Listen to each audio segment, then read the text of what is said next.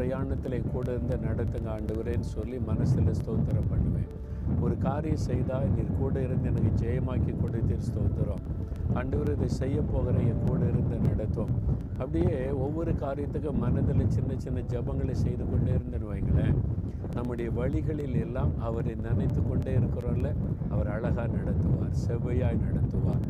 நீங்கள் படிக்கலாம், வேலை செய்யலாம், பிஸ்னஸ் செய்யலாம், இல்லை வேலை தேடி கொண்டு இருக்கலாம், எந்த சூழ்நிலை இருந்தாலும் ஊழியம் செய்யலாம்.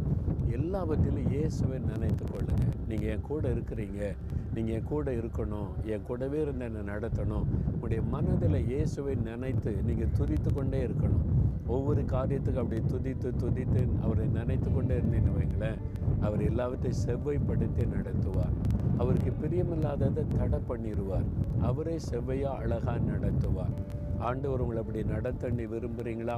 அப்போ நீங்கள் சொல்கிறீங்களா, ஆண்டவர்